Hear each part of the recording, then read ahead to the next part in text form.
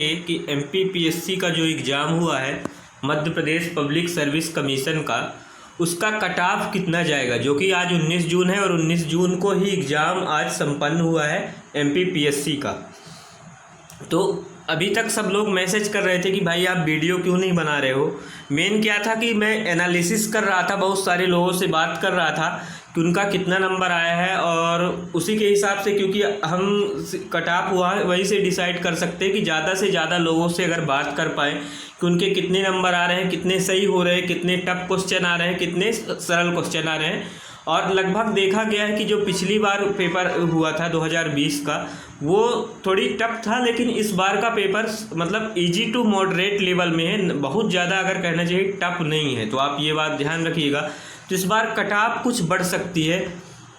तो देख लेते हैं, अगर जनरल मेन कैंडिडेट है तो जिसका 75 से 78 के बीच में नंबर है, वो मेंस की तैयारी शुरू कर सकते हैं, आंसर राइटिंग प्रैक्टिस करना चालू कर सकते हैं। आप देख सकते हैं जो मेंस कैंडिडेट है उसका 75 से 78 के बीच में अगर नंबर है तो वो बिल्कुल तैयारी कर सकता है, और फीमेल कैंडिडेट का 70 से 73 के बीच में अगर नंबर है तो वो तैयारी शुरू कर सकते हैं।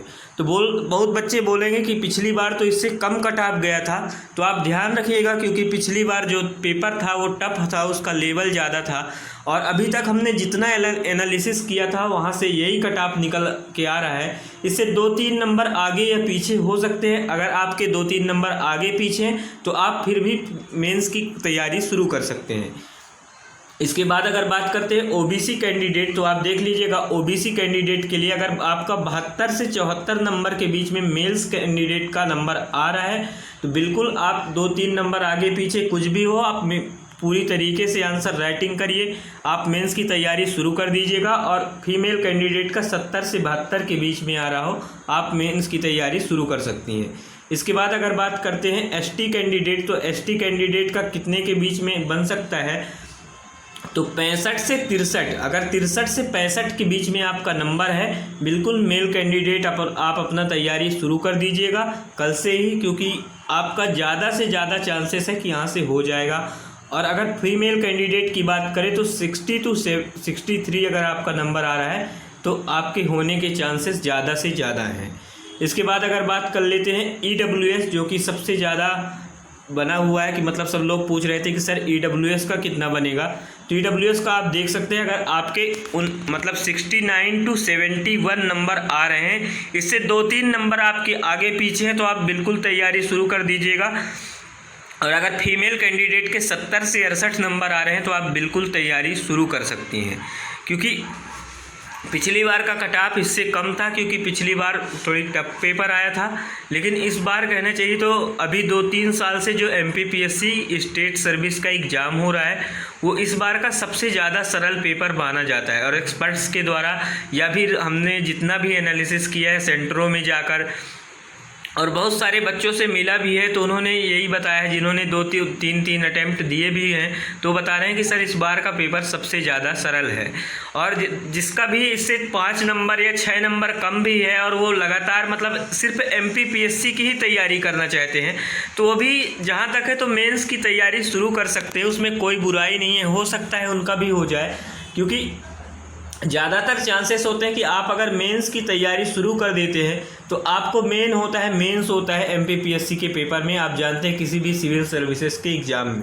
प्री तो आप 3 से 4 महीने अगर अच्छे से डेडिकेटेड तैयारी करते हैं तो आपका 100% प्री होने का चांसेस रहता है, क्योंकि प्री के पेपर में आपसे ज़्यादा एमसीक्यू क्वेश्चन पूछे जाते हैं। तो आप ध्यान रखिएगा, जो प्री के पेपर में एमसीक्यू क्वेश्चन पूछे जाते हैं, आप अच्छे से एमसीक्यू की प्रैक्टिस कर लेते हैं, अच्छे से घटना चक्र जो बुक आती है उसको पूरा लगा लेते हैं, और जो भी एमसीक्यू की बहुत सारी बुक आती हैं वो आप लगा लेते हैं, तो ज़्यादा से ज़्यादा आपका चांसेस रहता है कि प्री क्वालिफाइड हो जाएगा।